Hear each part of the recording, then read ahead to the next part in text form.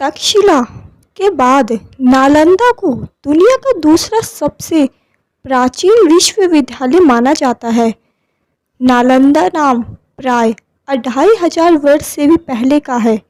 महावीर स्वामी, जो जैनियों के 24वें तीर्थंकर थे, गौतम बुद्ध के समय यह नाम प्रचलित था। संस्कृत में नाल अर्थात कमल की जड़ को कहते हैं, जिसे ज्ञान का प्रतीक माना जाता है। दा का अर्थ है देना। जहाँ ज्ञान देने का अंत ना हो उसे नालंदा कहा जाता है।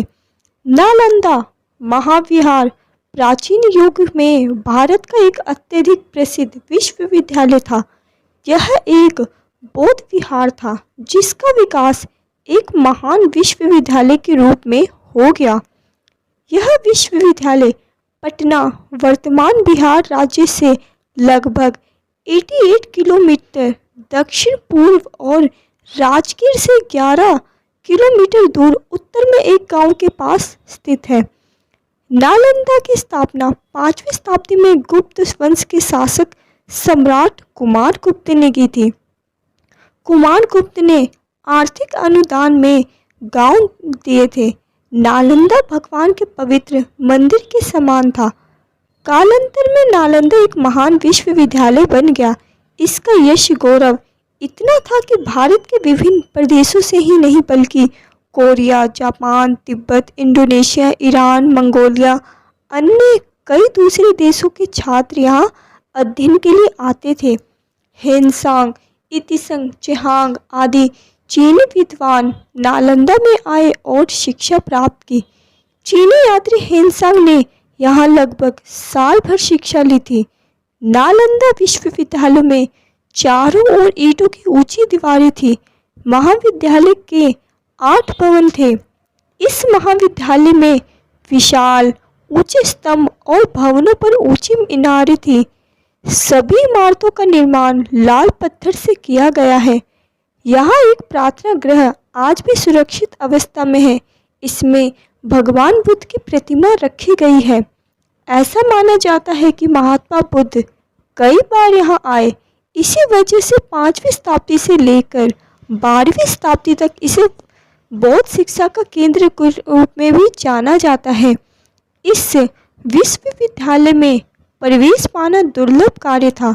विद्यार्थी को परीक्षा में उत्तीर्ण होना पड़ता था। परीक्षा द्वार पंडित द्वारा ली जाती थी। इस परीक्षा में कठिन प्रश्न पूछे जाते थे। हेनसान के अनुसार 20-30 विद्यार्थियों में से केवल 2 या 3 ही विद्यार्थी परीक्षा में पास हो पाते थे। प्रवेश पाने के बाद भी कठिन परिश्रम, दैनिक जीवन के अत्यंत कठोर नियम से उबकर अनेक विद्यार्थी नालंदा छोड़ देते थे, परंतु धैर्य और साहस से वहां रहकर अध्ययन करके बाहर जाने वाले उन्हें यश गौरव प्राप्त होता था।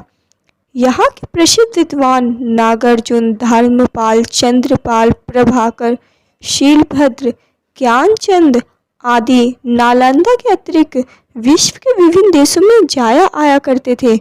यहाँ पर संपूर्ण बौद्ध साहित्य और दर्शन के अतिरिक्त चारों वेदों, गणित, ज्योतिषी, तर्कशास्त्र, व्याकरण, न्याय दर्शन आदि का अध्ययन होता था।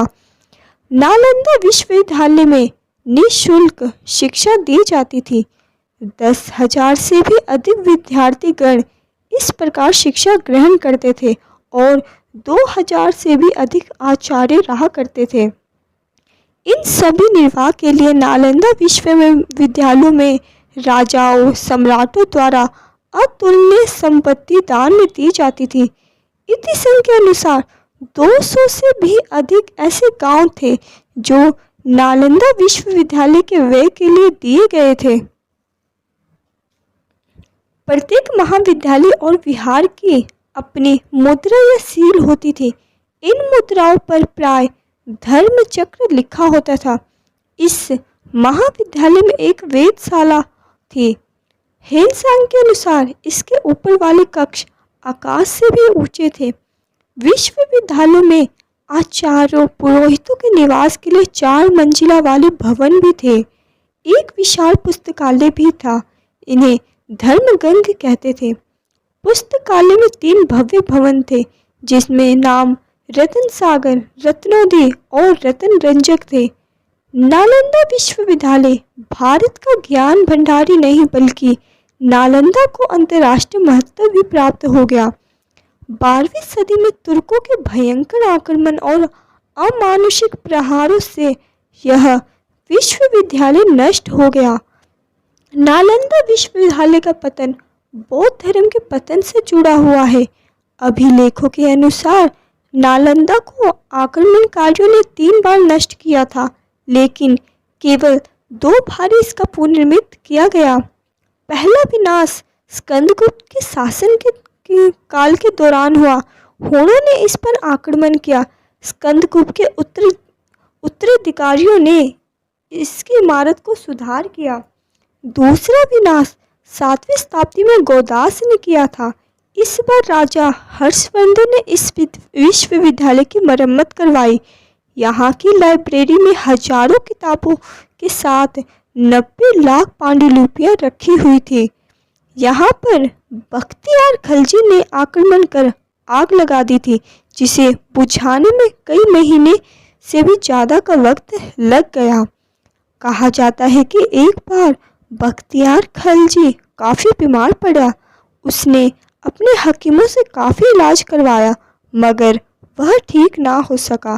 तभी किसी ने उसे सलाह दी थी कि वह एक बार नालंदा विश्वविद्यालय के आचार्य राहुल श्रीभद्र को दिखाए और इलाज करवाए, परंतु खलजी इसके लिए तैयार नहीं हुआ। उसे अपने हकीमों पर ज़्यादा भरोसा था, लेकिन अपनी जान बचाने के लिए वह नालंदा विश्वविद्यालय के आयुर्वेद विभाग के प्रमुख आचार्य राहुल श्रीभद्र को बुलाना पड़ा।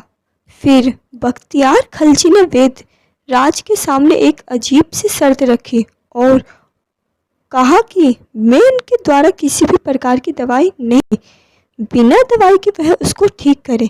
वेदराज ने सोच समझकर शर्त मान ली और कुछ विद्वानों के बाद वो खलजी के पास एक कुरान लेकर पहुंचा और कहा कि इस कुरान को पढ़ लो, ठीक हो जाओगे।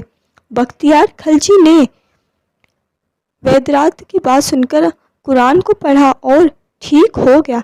ऐसा कहा जाता है कि राहुल श्रीभद्र ने कुरान के पन्नों पर एक दवा का लेप लगा दिया था।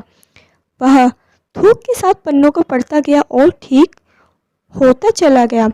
खलजी इस तथ्य से परेशान रहने लगा कि भारतीय विद्वान और शिक्षक उनके हकीमों से ज़्यादा ज्ञान था। फिर उसने देश के ज्ञान, बौद्ध धर्म, आयुर्वेद की जड़ों को नष्ट से हटाने का फैसला लिया। परिणाम स्वरूप इसके बाद खलजी के आदेश पर तुर्की आक्रमणकारियों ने नालंदा के हजारों धार्मिक विद्वानों और भिक्षुओं की भी हत्या करवा दी। बख्तियार खलजी के आक्रमण के कारण यह लुप्त हो गया और जब तक इसका पुरातत्व विभाग ने भारत सरकार की सहायता से इसके अवशेषों को खोदकर संसार के सामने रख दिया। इसके अलावा तांबे की प्लेट, पत्थर पर खुदा अभिलेख, सिक्के, बर्तन, 12वीं सदी के चावल के दाने भी मिले हैं। 14 हेक्टेयर क्षेत्र में इस विश्वविद्यालय के अवशेष मिले हैं।